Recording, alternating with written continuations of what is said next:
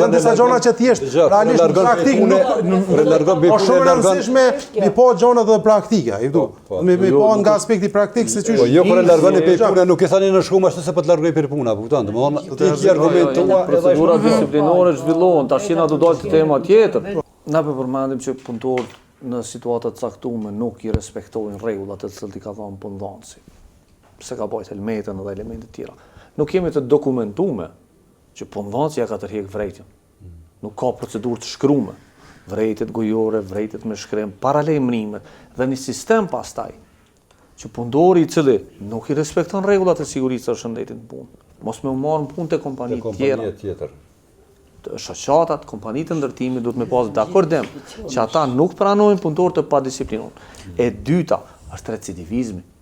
Një kompani e cila ka shkelje të vazhdueshme, do duhet kishte sankcione të cilat shkojnë të urrit dhe do duhet të humbte një pjesë të drejtave, përfshirë marrjen e tenderëve publik. A i hupin shto drejta kreshtik nëse e shikojmë? Jo, se nuk mundesh ti me hup të drejtën kur procedura zgjat 13 vjet. Dhe ai mundet me transferu kompaninë ka doj, me bo SHPK, me falimentu dhe me vazhdu tutje dhe punëtore me met, pa e marrë kompenzimin. Pra, elementet kryesore të para që do të, ka ndodhur aksidenti, e merr masën e sigurisë. Ja sekuestron, ja blokon një sasi të pasunisë që në fund ditës nëse gjykata vendos për kompenzimin, me pas ku me marr parë. Keni parasysh që bizneset e ndërtimit janë SHPK-ja. Do është çështje tjetër. Çush e evidenton që punën e mbillin vetë lojnë pasiv. Çush evidenton? Me shkrim. Ligji e parashë me shkrim. Çysh, në çfarë aspekti? Ata më ta pranon, më ta nënshkruaj punëtori? Jo, s'ka nevojë. Po s'ka nevojë. Ai nëse ti ja ke dhënë 3 vërejtje e ke largu pe punës, ai nuk ta ka pranuar me nënshkru një dokument. Ekziston procedura, janë disa gjona që thjesht realisht në praktik nuk është shumë e rëndësishme mi po gjona dhe praktike, i du. Mi po nga aspekti praktik se çysh. Po jo kur e largoni pe puna, nuk e thani në shkumë ashtu se po të largoj pe puna, kupton? Domethënë ti ke argument tua edhe procedura disiplinore zhvillohen, tash na do dalë tema tjetër, përposa është eksperti i sigurisë së shëndetit në punë, është edhe menaxheri i burimeve njerëzore për kompanitë e mëdha. Sepse nuk mundet pronari me qenë edhe menaxher, edhe ekspert i sigurisë në punë, edhe shef i burimeve njerëzore, edhe zhvilluesi procedurave. Kjo është rezultati i mungesës kapacitetit profesionale. Jo, dëgjoj, unë nuk po flas mungesë kapacitetit profesionale, se për këta njerëz për cilët jena tu fol na këta janë milioner.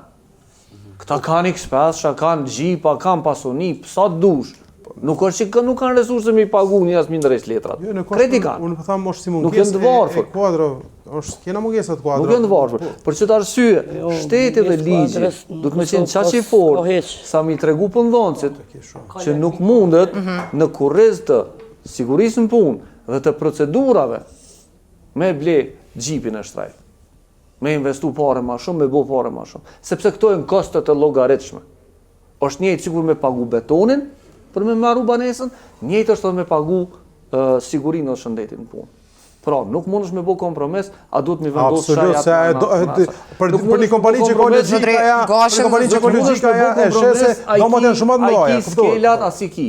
Pra, nën kupton, për me marru një objekt duhet me pas tulla, edhe duhet me pas skela. Janë të domosdoshme.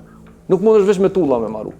Çka është logjika? Kështu kur fillon një veprimtari në një vend punishte, çdo investitor e din çka duhet me pas. Puna parë thotë do ta kem një plac apo çka ka bën aty dhe thotë do ta kem një inxhinier. Ndërtimi. Asnjëri nuk e shkruan që do ta ketë një person përgjegjës për siguri. Prishtina Mall ka pas 35 inxhiniera.